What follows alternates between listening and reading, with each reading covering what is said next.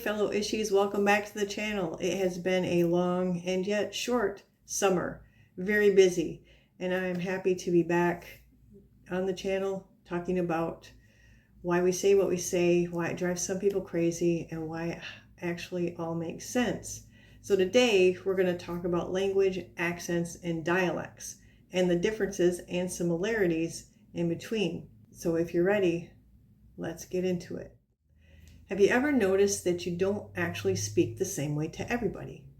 Think about the way you talk to your best friend compared to the way you talk to a stranger. You might say to a stranger, "It's very nice to meet you. How are you doing?" But with your best friend, it's more likely to be, "Hey, how's it going? You good?"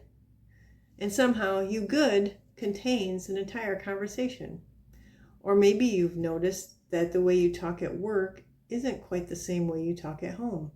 You might be careful with your grammar in a job interview and then get on the phone with your sibling or your spouse and suddenly half your sentences disappear. Did you get that thing? What thing? You know, the thing. Oh, yeah. I have a perfect example of this. This is an actual conversation I had with my husband, who is a master at pronouns. He very seldom uses like proper names, nouns. The whole conversation is pronouns. This was a conversation we had in an airport. Now my husband, we were standing in line waiting to get on a plane, and my husband was just watching people pass by, and I saw him go, "Hey, how's it going?" to somebody walking by, and which is quite common. He's a friendly guy. He turned around to me and he goes, "That was the brother." I said, "What brother?" "You know, the brother." "No, I don't know what brother." "The movie guy, the brother." And of course, we've been married a while, so there is a little bit of telepathy that goes on too. And I was like, "The Baldwin brothers?" He goes, Yeah, the oldest one." I said, "Alec Baldwin?" He says, Yeah, the brother." So, yes. And while he did not nudge me or anything as he passed, so I could see him too, that was how the conversation went.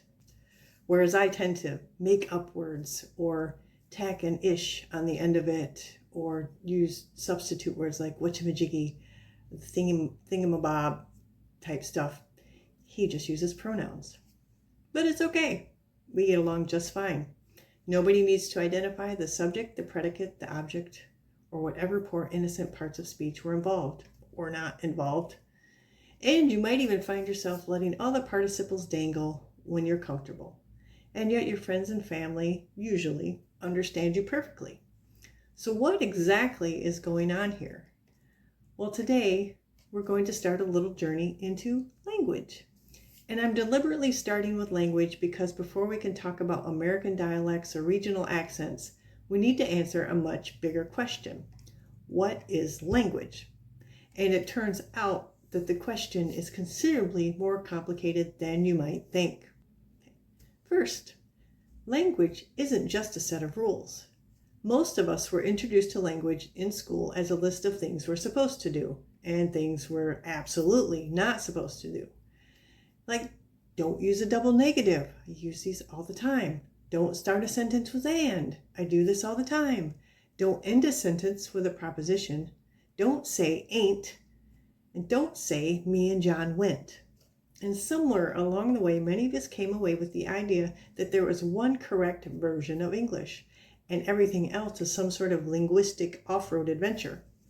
Standard English sits up there at the top wearing a little crown, and underneath it are all the dialects. And if somebody speaks one of those dialects, well, they're obviously missing a few pieces of the good English. Except that's not actually how language works. There are two very different ways we can look at language. One is prescriptive. The prescriptive approach asks, what should people say?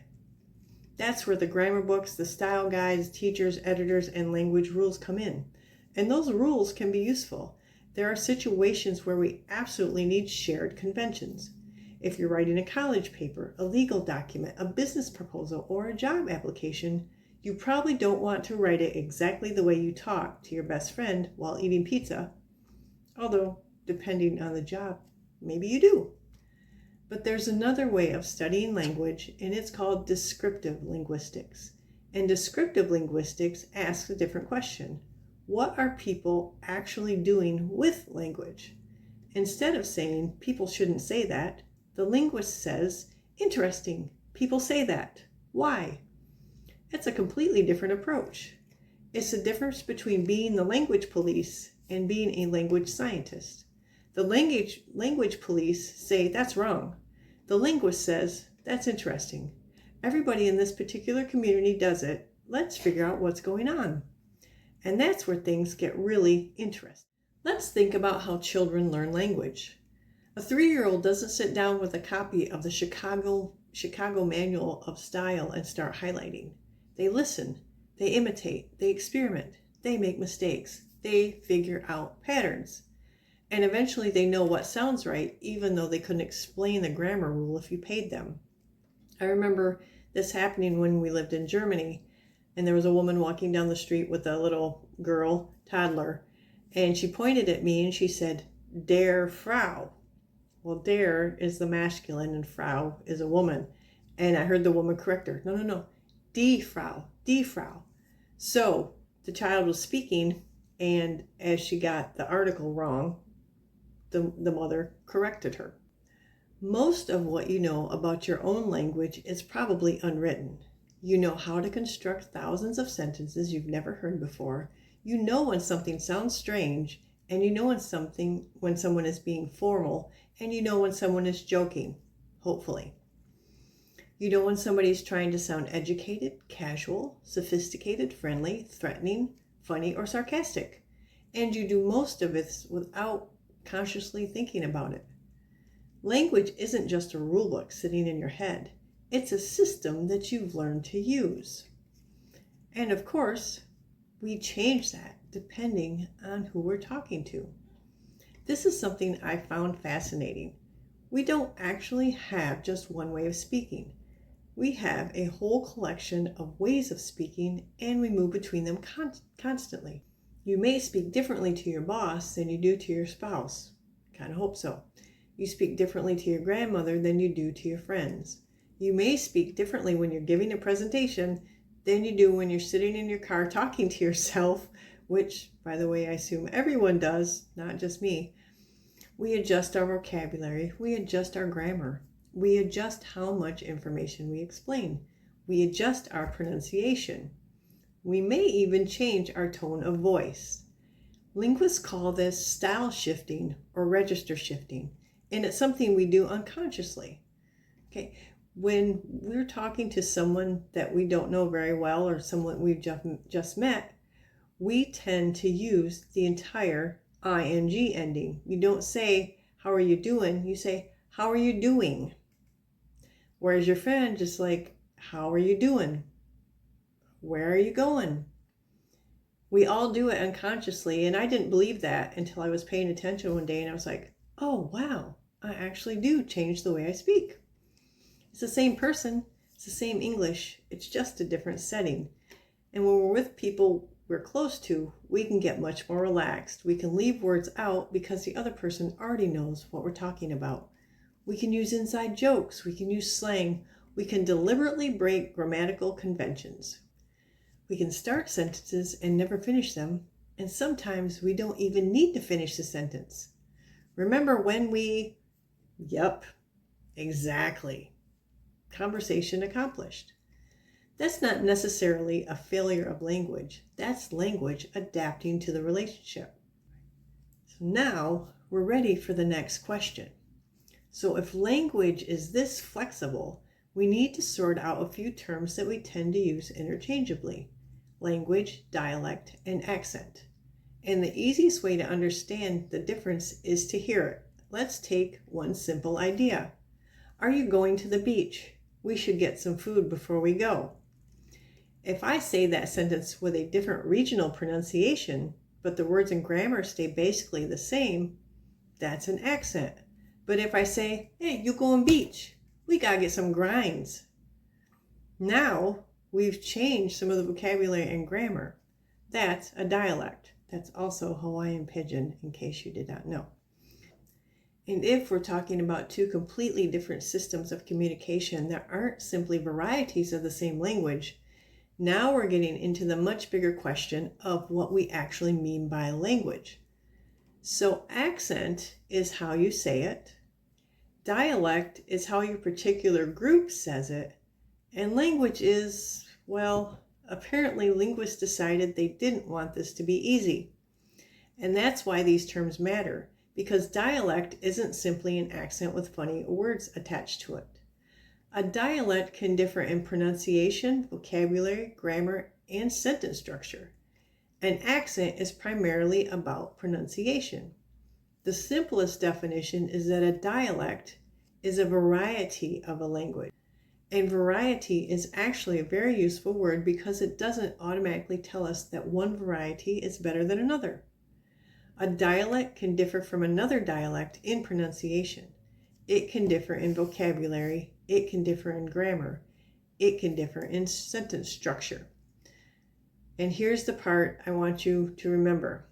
Dialects have rules. They aren't random collections of mistakes. A dialect can have patterns that speakers follow perfectly, even though those patterns aren't written down in a grammar book. Which means that someone can speak a dialect that is considered non-standard and still have an incredibly sophisticated command of the language. That's one reason that linguists study dialects. They're not studying mistakes. They're studying language as people actually use it. And this is absolutely true. I have lived in Europe and I have learned German. And of course, what we studied in school was considered the High German. But the area where we lived, they called it the Tennessee of Germany because their dialect was so weird compared to the High German, literally different words for the same thing. In some places, they have mutually unintelligible dialects. China has 55 mutually unintelligible dialects. That's how different their dialects are. Now, we have another word that gets thrown into the same linguistic junk drawer. Accent. Accent and dialect aren't the same thing. An accent is primarily about pronunciation. A dialect is much broader. A dialect can include pronunciation, vocabulary, grammar, and sentence structure. So if I pronounce a word differently from you, we're dealing with an accent difference. If I use different words, grammatical patterns, and pronunciations because I'm part of a particular regional or social variety, we're talking about a dialect. And you can have a dialect without thinking of yourself as having an accent. In fact, almost everybody has an accent.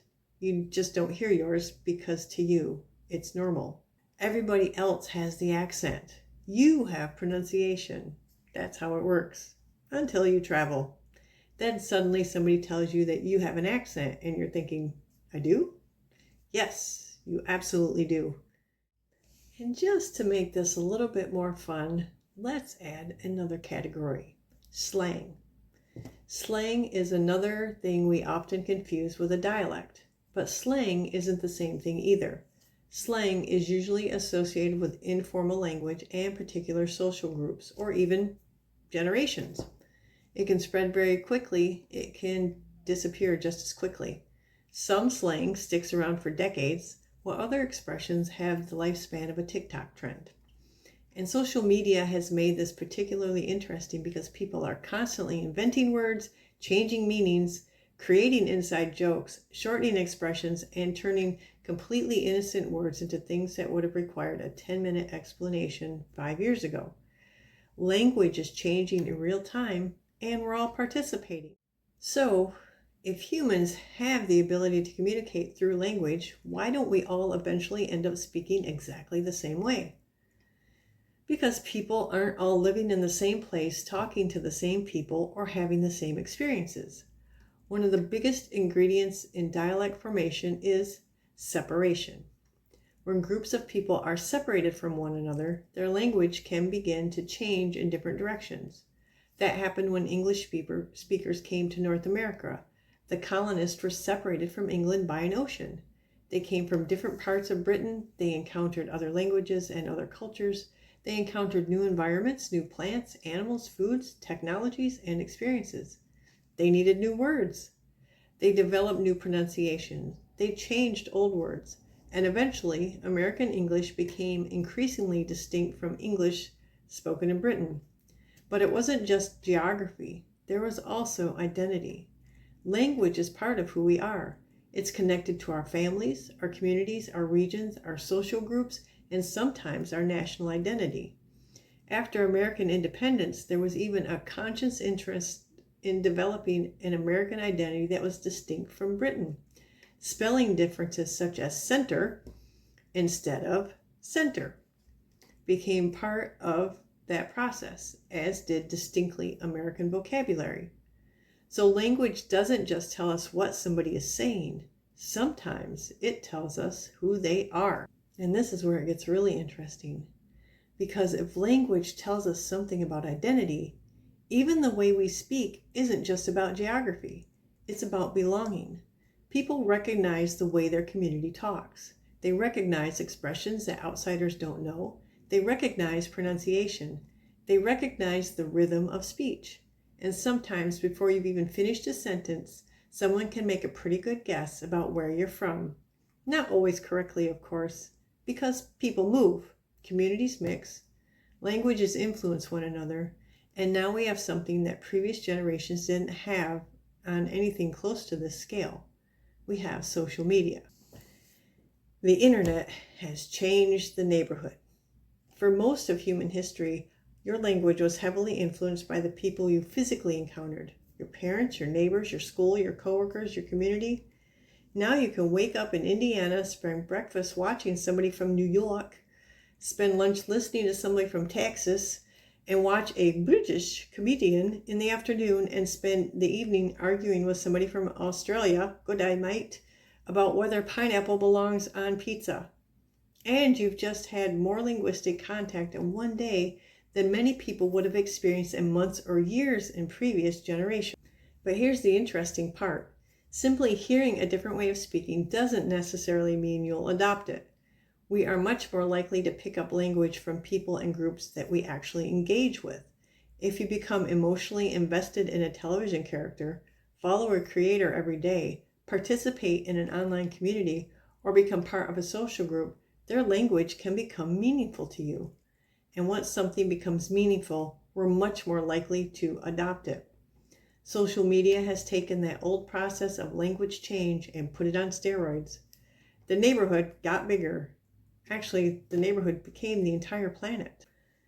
So what are we going to do with all of this? Well, this is where our little language journey is going next.